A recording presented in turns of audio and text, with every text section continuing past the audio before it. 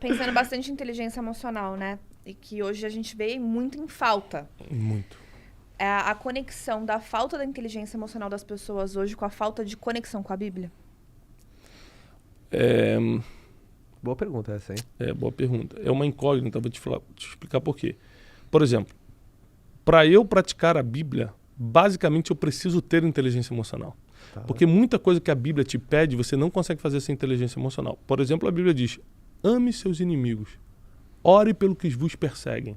Você fala, o cara está me perseguindo, eu vou orar por ele. E orar no sentido de bênção, né? De amaldiçoar o cara. Uhum. Você fala, cara, abençoa o cara, ele não sabe o que está fazendo. Então, como Jesus orava pelos inimigos, ó, Pai, perdoa, eles não sabem o que fazem. Sim. Ou seja, deixa pra lá, não condena eles por causa disso, não. Eu sei que eles estão errados, mas eles estão ignorantes, sabem o que estão fazendo.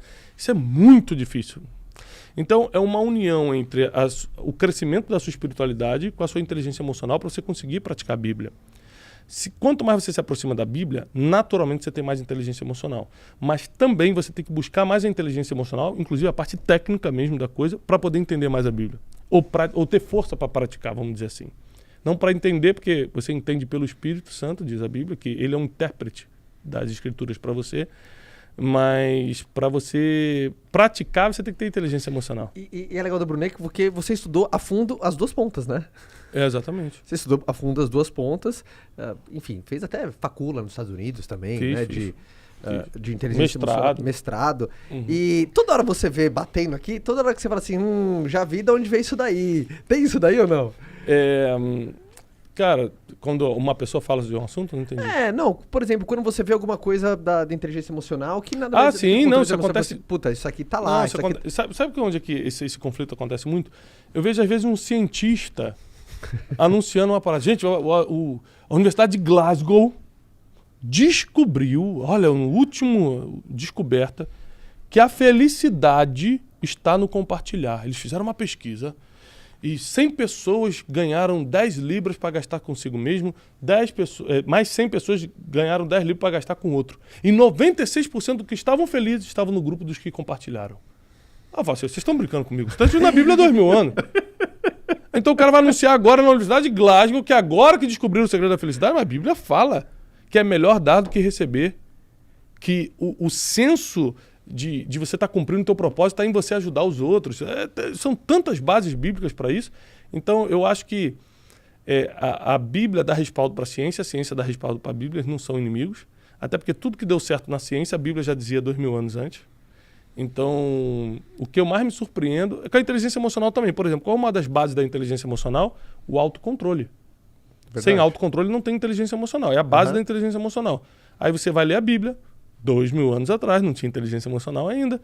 A Bíblia fala que o fruto do Espírito, primeiro, é domínio próprio. Ou seja, quando você tem o Espírito Santo, que é a parte sensível de Deus em você, a primeira coisa que você ganha é o domínio próprio, que nada mais é do que o autocontrole. Então, o fruto do Espírito é um nome teológico para a inteligência emocional. Por que você acha que o mundo em si ele é tão carente de prova? Tipo aquela coisa, precisa ver pra crer. Esse ditado que dói, né? Quando a pessoa... E tem muita gente que é convicto, não precisa ver pra crer. Precisa ver pra crer, precisa ver pra crer. Por que você acha que o mundo assim é tão carente? E como é que foi pra você essa experiência de ver pra crer? Porque é uma coisa... Você concorda que o ver pra crer é meio que antagônico à fé? Porque fé é meio que quando você tem 100% de certeza em algo com 0 de garantia. Você não precisa ver, exatamente. Você tá no escuro e tá caminhando que você sabe que vai chegar. Né? Então né? A Bíblia diz que a fé é a certeza das coisas que se esperam, mas você ainda não vê. Eu estou esperando, não consigo ver, mas tenho certeza que vai chegar. Isso é fé. Então, assim, as pessoas estão sempre querendo ver para crer e muitas veem e continuam duvidando. É verdade. Então, Deus já sabia de tudo. Deus já sabia de tudo. Por exemplo, antigamente na Bíblia, você podia casar várias vezes. Aí o apóstolo Paulo fala assim, olha, por causa da prostituição, que cada um tenha uma só mulher. Por quê? Porque Davi tinha 700, que podia, e foi em cima da mulher que não era dele. Porque, na verdade, se não tiver regra, o ser humano não respeita. É verdade. Tem que ter, tira a regra. Esses dias eu fui num banheiro público, aí estava em frente ao mictório, estava assim, favor urinar no mictório. Falei, mano, vocês estão brincando, Tem que escrever isso. Mas se o cara escreveu, foi por quê? Porque alguém estava Alguém já fazendo fez, fora. aham. Justo. Então você tem que criar regra quando tem alguém quebrando o protocolo. E a Bíblia, ela não é um conjunto de regras, é um conjunto de princípios. E quando você quebra princípios, os homens criam regras.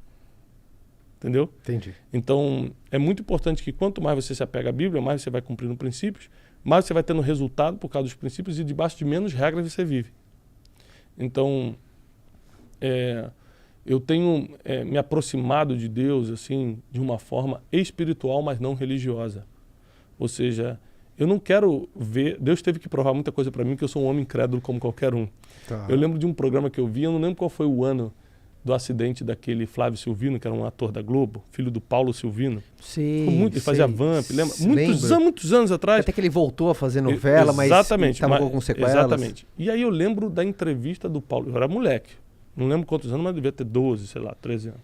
Eu lembro da entrevista do Paulo Silvino no Faz uns Fantástico. 50 isso.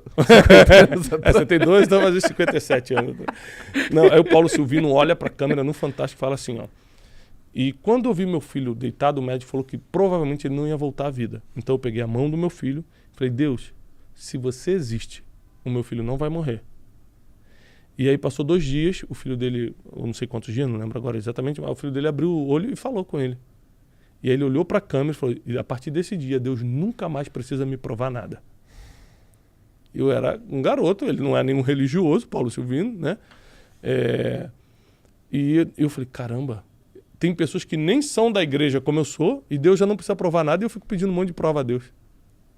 Então, isso foi uma coisa que me ensinou. Entendeu? Eu lembro que aí eu passei a minha vida toda sem pedir nenhum tipo de prova a Deus. Será que Deus existe? Até eu quebrar. Quando eu quebrei, eu criei essa revoltinha no coração. E Deus me provou que existia.